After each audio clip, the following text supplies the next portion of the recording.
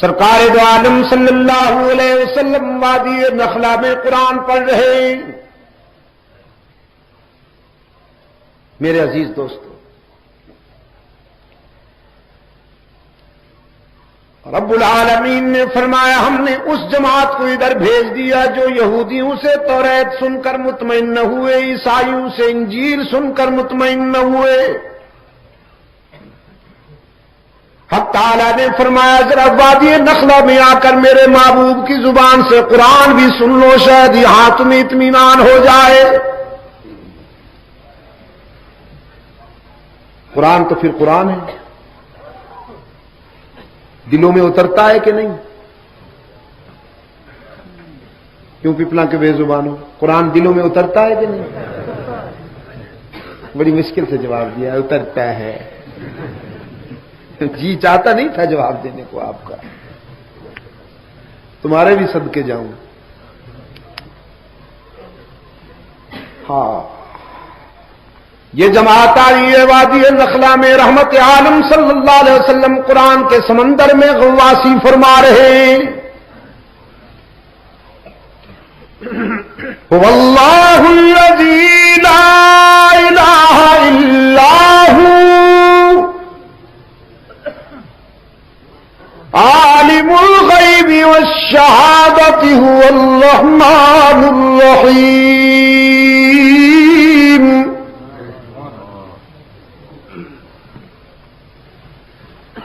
هو اللہ الذی لا الہ الا ہو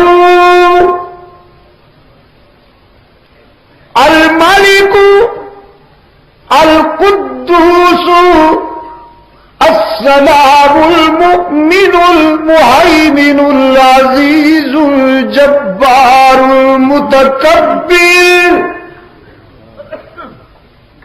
سبحان اللہ عما یشرکون۔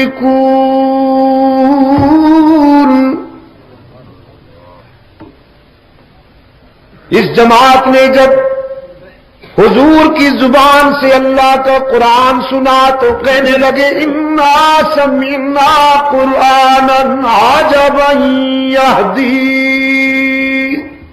الی الرشد۔ عجیب قرآن سنا ہم نے، جو روشنیوں کی خبر دیتا ہے، جو اجالوں کا نقیب ہے، جو سویروں کا راستہ بتاتا ہے۔ فآمنا بھی، بس ہم تو اب اسی کے ہو گئے۔ کس کے ہو گئے؟ قرآن کے ہو گئے۔ اب جب قرآن کے ہو گئے تو ملاوٹ نہیں کریں گے، وعدہ کرتے لن نشرک بربنا احدا، اب اس کے حقوق میں کسی اور کو شریک نہیں بنائیں گے۔ اب ہمارا مسجود ہماری جبین کے لیے حقیقی مسجود، کہتے جاؤ نا، رات کا اب بڑا نازک حصہ شروع ہے، اللہ کی رحمت اس وقت خاص انداز میں متوجہ ہوتی ہے فرش والوں کی طرف، تو آج درد دل سے اس کا نام لے لو۔ ہماری جبین کے لیے حقیقی مسجود،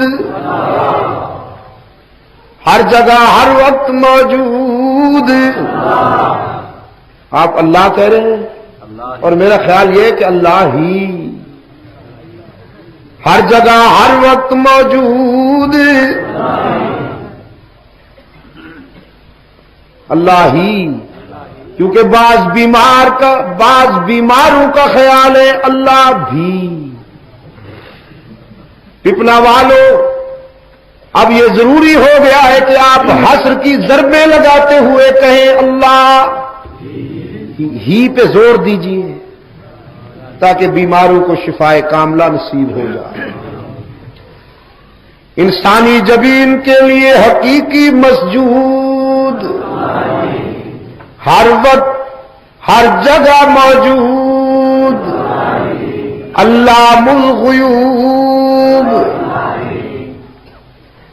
جو ہو چکا، جو ہو رہا ہے، جو ہوگا، کون جانتا ہے؟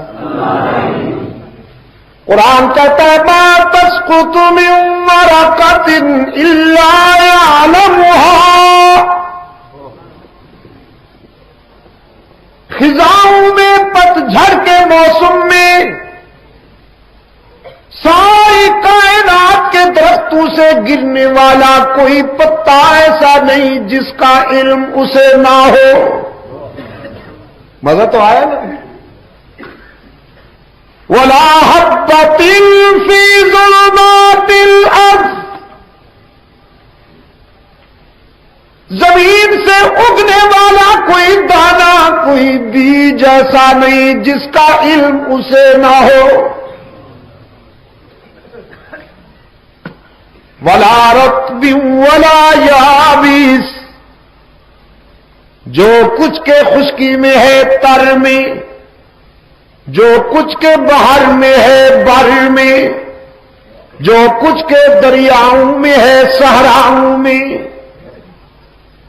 الا فی کتاب مبین، مگر اس کے علم میں ہے سب کچھ، سب کچھ اس کے علم میں ہے۔ اور اقبال اس لیے پوچھتا ہے کہ پالتا ہے بیج کو مٹی کی تاریکی میں کون، جب تم جا کے زمین میں اپنا دانہ دفن کرتے ہو، وہ زمین جو لوہے کو بھی خاک بنا دیتی ہے، لوہا بھی زمین میں دفن کیا جائے تو کچھ دنوں کے بعد خاک بن جاتا ہے، لیکن جب تم اسی زمین میں اپنا دانہ دفن کرتے ہو تو اسے خاک بننے کے بجائے گلزار بنانے والا کون؟ ہی پہ ضربے لگائیے۔ قرآن کی عظمتوں پہ قربان جاؤں۔ اور میں کہا کرتا ہوں اسی دن تو لوٹے گئے ہو، اسی دن سے جس دن سے قرآن کو سمجھنا چھوڑ دیا۔ یار لوگ کوئی سیف الملوک لے آیا، کوئی مرثیے لے آیا، کوئی قصیدے لے آیا، انہیں پتا ہے نا کہ یہ قرآن سمجھنے والے نہیں ہیں، سر لگاتے جاتے ہیں اور قوم ان کے آگے یوں جھومتی ہے جیسے بین کے آگے سانپ جھومتا ہے۔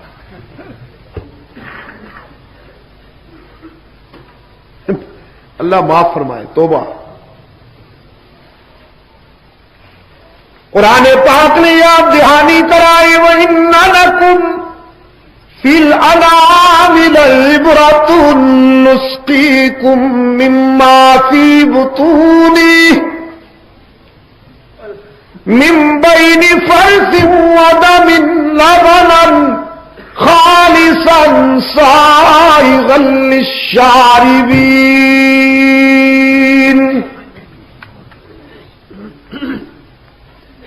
اگر آپ قرآن و حدیث کا مطالعہ نہیں کر سکتے تو دودھ کے گلاس کا مطالعہ کر لیجئے۔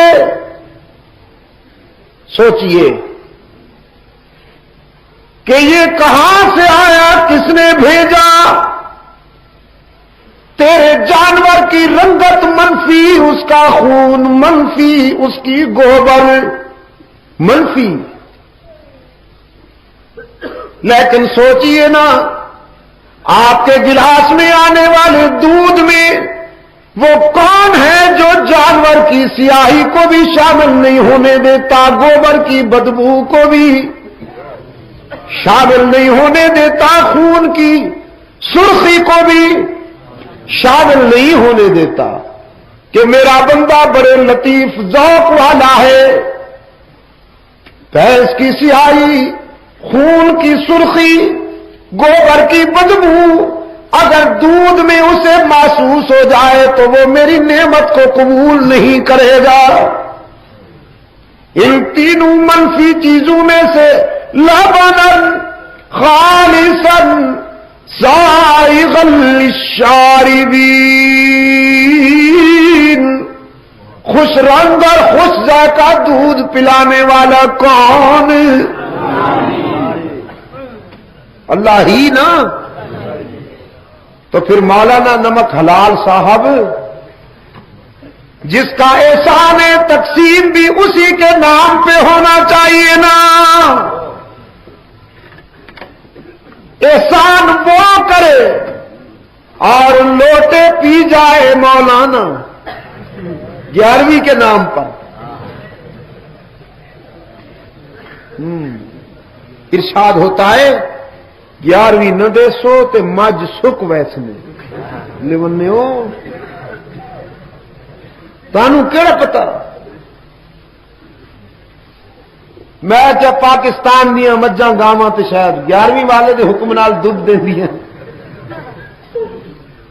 یورپ وچ میں دیکھیا مجھاں تے اوتھے ہوندیاں نہیں, خاص نسل دیاں گاواں ہوندیاں نے. ہن ایتھے پاکستان وچ او آ رہیاں نے, قطار لا کے کھڑیاں کر دیندے نے او گاواں نو, پھر پلاسٹک دیاں ٹوٹیاں انہاں دے تھڑاں نال لا کے ادھر بٹن دبا دین. ایک ایک گاں 15-15 20 سیر دودھ دے دیندی ہے. میں اتنے دوستاں وہ مینو لے گئے فارم اتنے جا کے انہوں نے دکھایا. میں پھر اپنے دوستوں نے آخیا پتہ نہیں یہ انگریز کے بھی 11ویں تقسیم کر دینی, انہوں دیا گاواں سے بڑیاں دودھ دینی. کیدا احسان ہے بولو نا. پالتا ہے بیج کو مٹی کی تاریکی میں کون دریاؤں کی موجوں سے اٹھاتا ہے سحاب. جب زمینیں خشک ہو جائیں, جب فصل پژمردہ ہو جائیں, تو سمندر کی موجوں سے اٹھنے والی بھاپ کو منظم کر کے بادل بنانے والا کون ہے؟ اور پھر ہواؤں کو اشارہ ہوتا ہے کہ انہیں تھل لے جاؤ, وہاں پانی کی ضرورت ہے. میرا بندہ زمین بنائے ہوئے, کھیت سجائے ہوئے, اب آسمان کی طرف دیکھتا ہے, خدا بندہ کرم کرنا, جو مجھ سے ہو سکتا تھا میں نے کر لیا, اب تیرے کرم کی ضرورت ہے. رب العالمین نے فرمایا لے جاؤ, وہی بادل لے جاؤ. اگرچہ اس نے کبھی میرا سجدہ نہیں کیا, اگرچہ یہ بے وفا ہو گیا ہے, لیکن میں اسے نہیں بھولا. وہ پانی پہنچاتا ہے کہ نہیں پہنچاتا, اور پہنچاتا بھی کیسے ہے, اس کی ربوبیت کے صدقے جاؤں. آسمان سے پرنالے جاری نہیں ہوتے, موگا نہیں چل پیندا آسمان تو کہ پرنالے جاری ہو جائیں تو کسان کی سجائی ہوئی زمین میں گڑھے پڑ جائیں. حکم ہوا بادلوں کا سینہ چھلنی کر کے بوند بوند ٹپکاؤ, قطرہ قطرہ ٹپکاؤ, تاکہ پانی بھی پہنچ جائے, کسان کی محنت بھی رائگاں نہ ہو. یہ کس کا کرم ہے؟ کون دریاؤں کی موجوں سے اٹھاتا ہے سحاب, کون لایا کھینچ کر پچھم سے بادے سازگار. خاک یہ کس کی ہے, کس کا ہے یہ نور آفتاب, اور کس نے بھر دی موتیوں سے خوشائے گندم کی جیب, کس نے بھر دی موتیوں سے خوشائے گندم کی جیب. موسموں کو کس نے سکھلائی ہے خوئے انقلاب. وعدہ کیا, قرآن سنا تو وعدہ کیا. اب ہماری زمین کی نیاز مندیوں کے لیے حقیقی مسجود ہر جگہ موجود. علام الغیوب, مشکل کشا, یا اللہ بھی. پپلا کے دوستو, میں تو کہا کرتا ہوں اپنے بیمار دوستوں سے, کبھی تنہائی میں اپنے دل سے پوچھ. ہاں کبھی کبھی اسے پڑھا کیجئے، اسے نہ اسے. کبھی کبھی اسے پڑھا کیجئے کہ دل سے بہتر کوئی کتاب نہیں. اپنے دل سے پوچھئے کبھی تنہائیوں میں کہ مشکل کشا کون ہے، تو آپ کا ضمیر جواب دے گا مشکل کشا وہی ہے جس پہ خود کبھی مشکل نہیں آئی.